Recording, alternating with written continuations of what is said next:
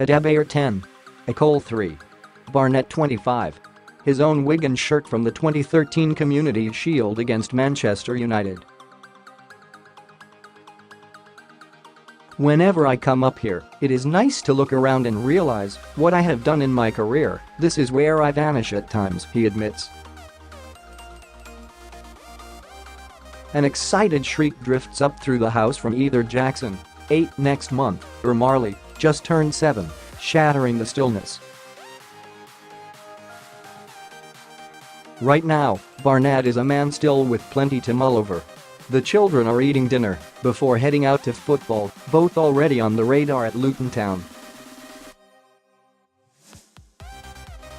It is 4 months since Barnett was diagnosed with myocarditis at the age of 32, and there is one final test result the family is waiting anxiously in the coming days. It is scary that they might have it too, says Barnett, nodding towards the stairs.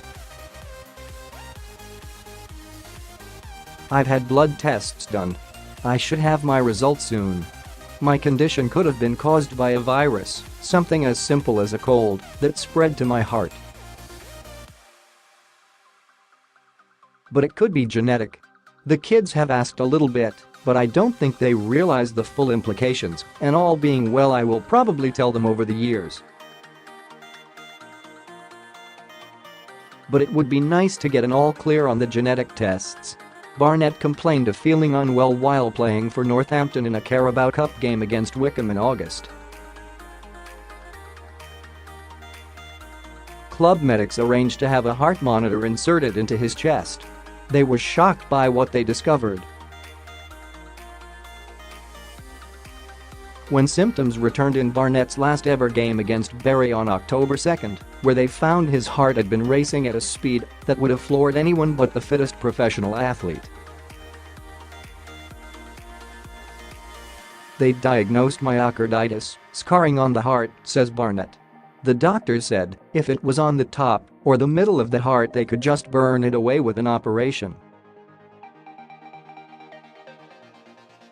But mine is at the bottom, a sensitive part of the heart, so the next best thing is to have a defibrillator and pacemaker inserted. If ever my heart goes up towards 300 beats per minute again, the pacemaker will be given 3 chances to get it back to normal. If not, the defibrillator will instantly shock me. Watching him working with dozens of children at the academy he has established to return something to the game, none could question Barnett's heart. When I retired I spoke to a lot of professionals who said the next best thing is coaching, he says. Luton invited me to come down for a session with the kids, and at the end of it I said, "Is coaching always like this?" I loved it. Barnett joins in a game of tag. One lively 7-year-old skips past his peers, but there is no getting round a defender who has faced Didier Drogba, Robin van Persie and Luis Suarez in a career that included spells in the Premier League with West Brom and Norwich. Should he really still be doing that though? I cannot tread on eggshells every single day, he says. If I want to go for a run, I go for a run. It is not being selfish, I just cannot sit around. Not even on holiday, I'm never one for sunbathing. You can be wrapped in too much cotton wool. If I obeyed all the rules I would not be able to go within 6 meters of our induction hob in the kitchen.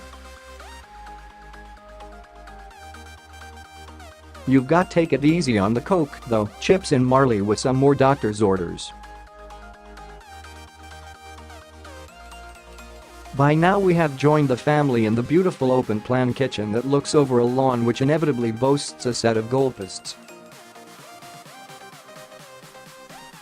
Wife Killy, tending to the couple's third child, 13-month-old Carter, says, in America, where they seem more cautious, they would be saying, you can't use mobile phones, iPads, anything.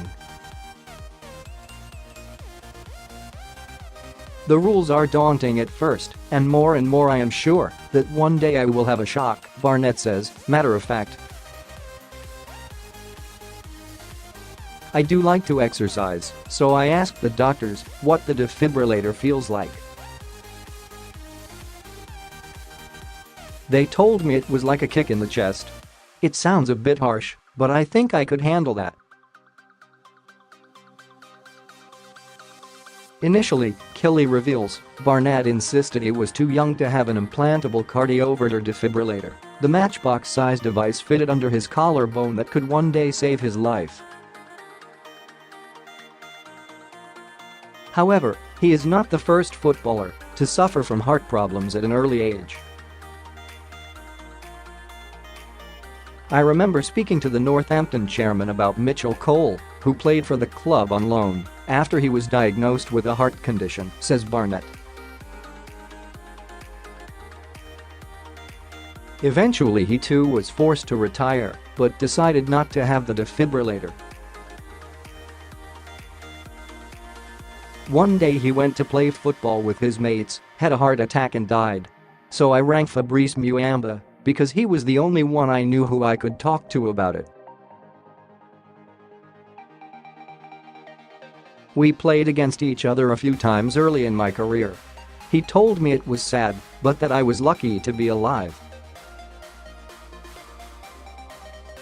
Now at least, because of him, football seems more aware of potential heart problems. That does not make the players any more receptive to the warning signs, though. When you are a professional footballer, you think you are untouchable, says Barnett. You have so many medicals and tests, you think there cannot be anything wrong. Looking back on it, I could have carried on insisting that everything was fine. Luckily I told the physio, and he was straight on it. Otherwise, this might be a very different story.